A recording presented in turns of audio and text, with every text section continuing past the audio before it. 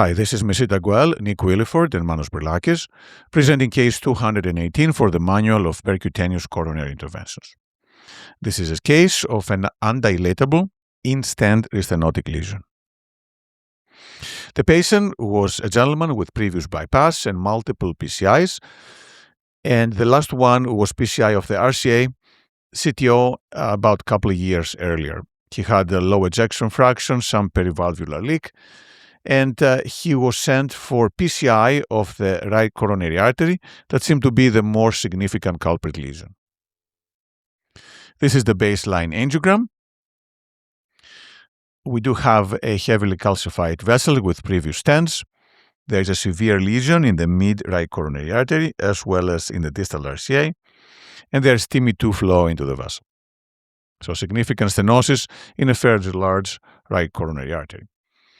We advanced the workhorse wire, tried to deliver a 2.5 millimeter balloon, it would not go. We tried a 2.0 Takeru, which is very deliverable and advanced to some extent, but couldn't go past the mid-RCA through the lesion. So what to do next? And this is a classic situation in which sometimes when we advance a wire through previous stents, the wire might go in the sub-stent space. And the solution to this is to take a polymer jacketed wire, create a loop, and try to advance the loop through the stent lumen instead of going behind the stent struts. And this is what was done here. See on black. And we advanced with the loop both proximally and distally. And when we did that, then we were able to easily deliver equipment, including the microcatheter. So it was a sub-stent wiring. This was correcting by using a knuckled wire. This is the IVUS that shows nice big distal vessel, but there is severe underexpansion of the stent proximally with severe calcification. And as we go more proximally, the vessel is again very large, 1, 2, 3, 4 millimeters. So how to approach this? There are many options. There is the very high pressure balloon, the OPN balloon. There's intravascular lithotripsy. There's the option of potentially doing a atherectomy. In this case, we decide to use the OPN. And there's this concept of pre-cracking in which we use a small balloon to crack the lesion and then upsize. We tried a 2.5 OPN up to 50 atmospheres, then tried up to 4.0 millimeter balloons, but there was still residual disease in the mid, but also the distal right coronary artery. So we tried with a larger OPN. This is now a 3.5 millimeter OPN, up to 50 atmospheres that ruptured. We had already opened the laser, so we decided to use laser with contrast, especially since we had previously placed stents. So we did laser with contrast in the distal and the mid-right coronary artery at 80-80.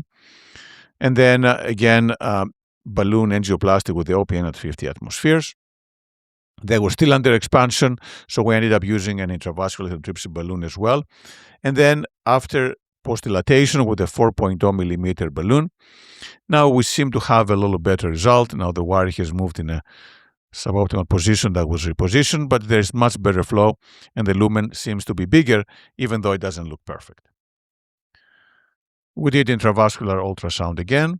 And although there is still some residual stenosis, it's not perfect, the lumen areas were significantly bigger than what they were prior to performing the intervention. We did not want to place additional stents, both because we had multiple previous layers, but also because the area was not perfectly expanded. So we ended up using drug-coated balloons, and this was the final result with good flow distally. There was also a filling defect into the PDA, possible embolization, but the patient was doing well without any symptoms, so we did not do any further PCI. So in summary, many lessons from this particular case. The first one is when one has a previous stent and then cannot deliver equipment after wiring that vessel. One potential cause is that the wire has gone under a stent strut. The solution, get a polymer jacketed wire, make a loop, advance the loop through the stent struts in the lumen, and then the delivery may be much easier, and that's exactly what happened in this case. Second, when we have balloon undilatable in-stent lesions, multiple modalities may be needed. In this case, we used OPN, we used IVL, we used laser, multiple non-compliant balloons. One could even use rotational atherectomy, but the issue with that is that then often one needs to put additional layer of stents.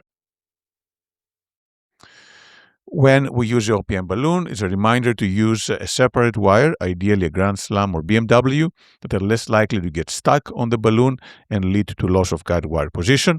And finally, when there is recurrent ISR with multiple layers of metal, it is best to use a drug-coated balloon instead of new stents to minimize the metal and the potential for restenosis. Thank you.